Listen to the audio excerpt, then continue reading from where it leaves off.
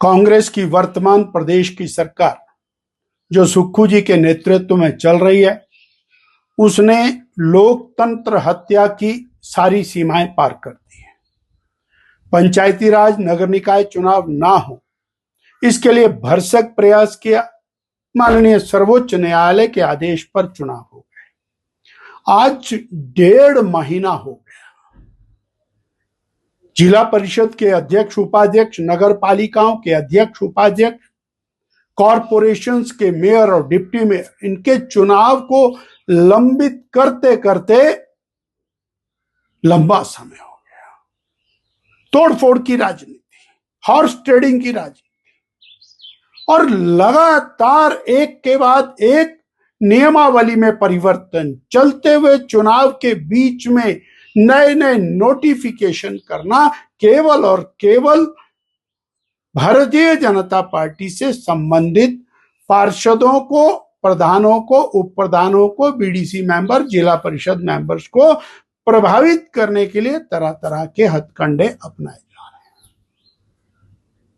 यह निंदनीय है और हिमाचल प्रदेश की जनता इसका जवाब 2027 के चुनाव में देने वाली है।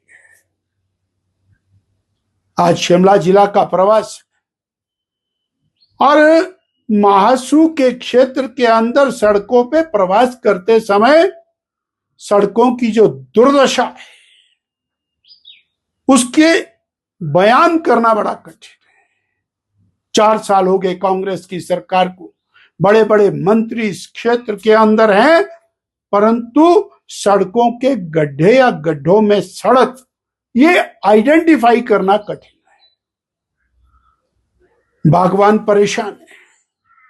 150 करोड़ रुपए की बागवानों की देनदारी सरकार की आज तक नहीं दी गई है। हर रोज नए नियम निकालते हैं। इस बार के लिए नया नियम निकाल दिया कि सेब की केवल 100 बोरियां जो है एचपीएमसी लेगी। इस बार तो सेब ही पैदा नहीं हो रहा है।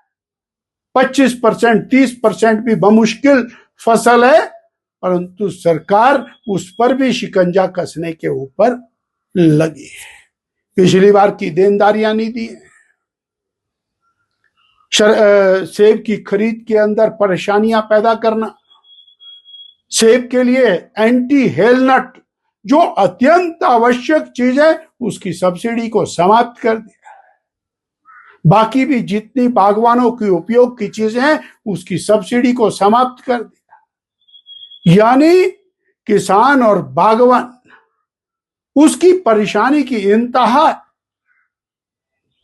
सड़कों का ठीक ना होना, आवागमन के साधनों का ठीक ना होना, सारी योजनाओं का पूरी तरह से बंद कर देना, संस्थानों का बंद कर देना, लोगों के लिए बहुत बड़ी समस्या के रूप में खड़ा हुआ है। वर्तमान कांग्रेस की सरकार जिस तरह से बेरोजगारों के खिलाफ काम कर रहे हैं, हमारे सामने एचआरटीसी का मामला आया। एचआरटीसी के ड्राइवर, कंडक्टर्स, वहां के कर्मचारी लगातार पिछले 3 साल से अपने अधिकारों की लड़ाई लड़ रहे हैं।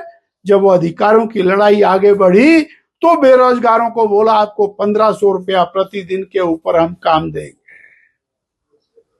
भर्ती शुरू कर दी। ना उनको रखा, ना कर्मचारियों को बेनिफिट्स दिए। यानी बेरोजगारों के साथ लगातार धोखा।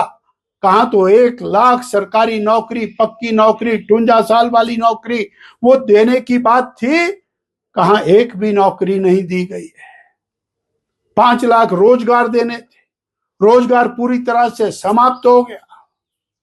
और बहनों के बारे में तो लगातार भद्दा मजाक किया जा रहा है।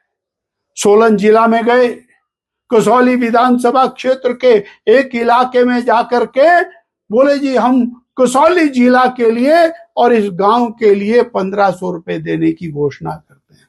कसौली को जिला भी बना दिया और उसके किसी गांव के अंदर किसी को बोल दिया तेरे को 1500 रुपया मिलेगा। बोले हम अपनी घोषणा पूरी कर। बहनों के साथ भद्दा मजाक, किसानों, बागवानों के साथ और अन्याय, शोषण, इसी प्रकार से बेरोजगारों के साथ विकास की तालाबंदी, ये सरकार को जवाब दिया पंचायती राज चुनावों के अंदर, और उन चुनावों को येन केन प्रकारेण हाईजैक करने का षड्यंत्र प्रदेश की सरकार कर रही है। ना तो भारतीय जनता पार्टी इसको और लाइंग डाउन लेगी, और ना ही प्रदेश की जनता इसका भी जवाब अगले साल के जनरल इलेक्शन में देने वाली है। कांग्रेस को पूरी तरह से सुपड़ा साफ करके ही जनता भेजेगी।